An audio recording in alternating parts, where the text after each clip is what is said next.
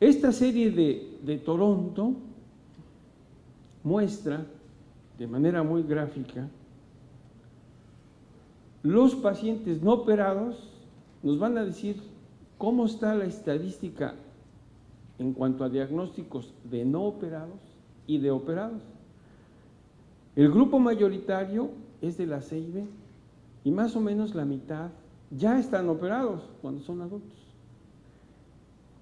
Nótese que la tetralogía de Fallot, primero que es el segundo lugar, muy frecuente la tetralogía de Fallot en los adultos, y que la inmensa mayoría ya está operada.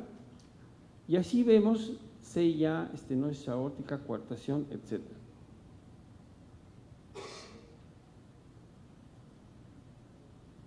Vamos a analizar solo los operados.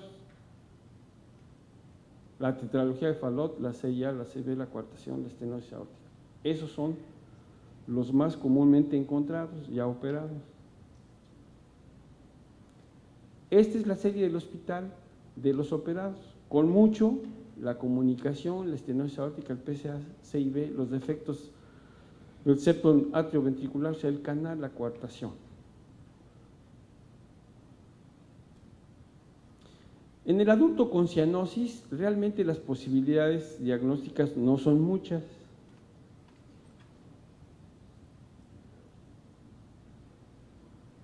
Pueden ser, desde luego, el Fallot, la atresia pulmonar con CIB, a la que nos vamos a dedicar un poquito más, porque es un problema serio y no tan raro. La anomalía de Epstein, univentriculares y la transposición corregida con atresia pulmonar.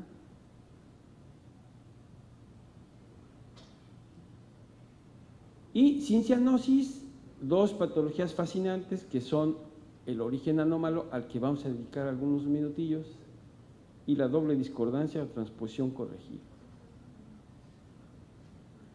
La atresia pulmonar con CIB. La definición es que no existe continuidad anatómica entre el BD y la arteria pulmonar.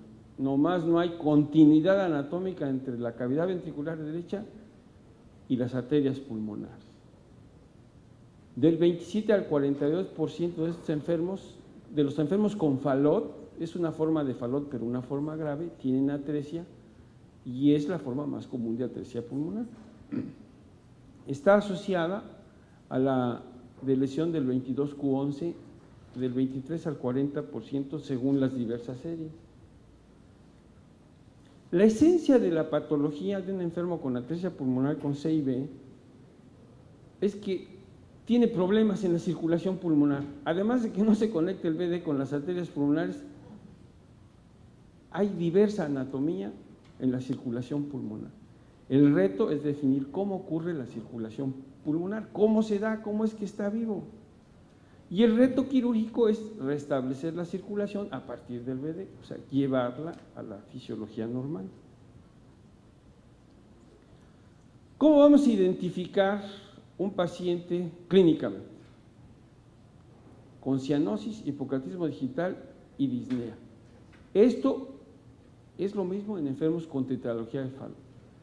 Podemos sospecharlo cuando le ponemos el estetoscopio en el dorso a un enfermo cianótico con hipocratismo y tiene soplo continuo en el dorso. Ahí debemos sospechar que es una atresia pulmonar con CIB porque estamos oyendo las colaterales aortopulmonares. También pueden presentarse con complicaciones de la poliglobulia. A veces llegan por neuro o nos llaman al hospital, oye, este paciente cardiópata, pero está con un EBC o un cuadro de absceso cerebral. Con el tiempo, los enfermos con atresia pulmonar y CIB desarrollan insuficiencia aórtica. Es una condición adquirida porque la aorta es muy grande, maneja todo el flujo de ambos ventrículos. O podemos ser llamados al hospital porque el enfermo tiene un cuadro clínico de endocarditis bacteriana con fiebre alta, soplos, datos de insuficiencia cardíaca, y es un enfermo con atresia pulmonar con CIB que se ha complicado con endocarditis. Y entonces ahí el manejo inicial son los hemocultivos y tratar enérgicamente la infección y, de ser necesario, la cirugía, o también por hemoptisis.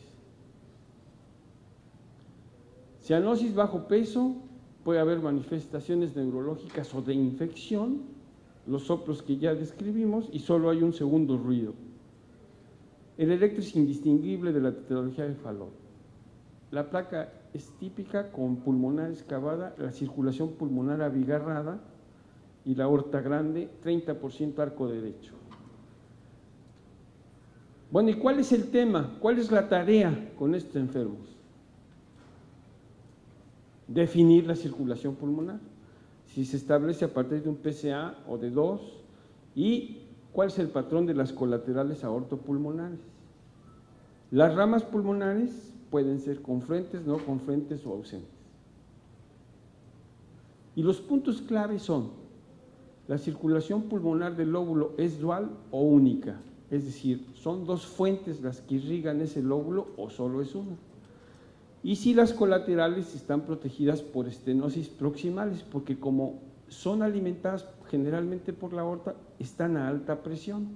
Habitualmente hay obstrucción, hay estenosis natural que protege el lecho vascular pulmonar. ¿Y cuál es el tamaño, si las hay, de las arterias pulmonares genuinas? Estos son los patrones. En un protocolo el doctor Martínez está trabajando sobre eso junto con el fellow que está ahí en el hospital. Es un solo conducto que nutre ambas arterias pulmonares. Están confluentes y presentes las arterias pulmonares, pero hay también colaterales que nutren esas arterias pulmonares genuinas. Aquí las arterias se nutren por colaterales, aquí por conducto, aquí por colaterales y son confluentes, pero vienen casos más complejos por dos conductos,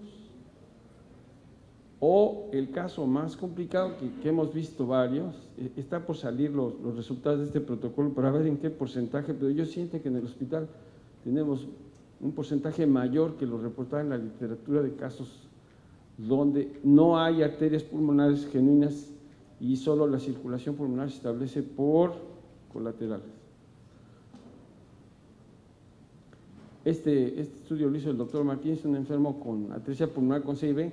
Vean, el angio se hace a partir de la aorta en una colateral que llena el lóbulo, el pulmón derecho, y también unas cloninas muy diminutas aquí en el centro.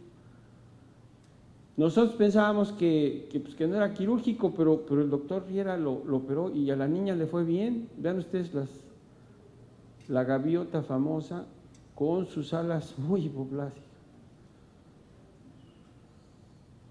Estos son los estudios necesarios para definir cómo está la anatomía. De otra manera no es posible planear una estrategia. Podemos adelantar que el paciente con atresia pulmonar y CIB hay que cateterizarlo, si no, no se puede definir qué se va a hacer con él. Edad media de muerte de estos enfermos no operados, 9 años, con un rango muy amplio. ¿Por qué tan amplio? Porque la anatomía, el espectro anatómico es también muy amplio. La edad promedio de muerte son 11 meses, con rango de 9 a 30 años, de 9 días a 30 años. Para enfermos de 10 años, la probabilidad de llegar a los 35 fue del 16%, pero para los de 20, la probabilidad de llegar a los 35 fue del 50%.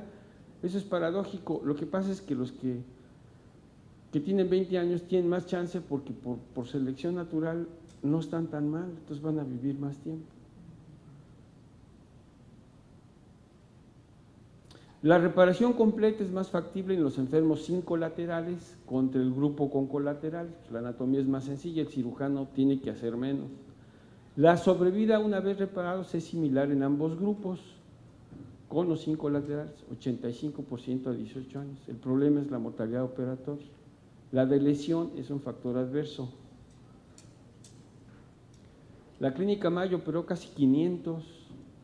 El promedio de reparación, el promedio de edad de la reparación fue a los 11 años, con una mortalidad baja, temprana y tardía. La sobrevida a 10 y 20 años fue de 86 y 75%, y están libres de reintervención a 10 y 20 años, 55 y 29. ¿Cuál es la conclusión de la atresia pulmonar con CIB? Uno, enfermos con cianosis, ¿cómo se reconoce?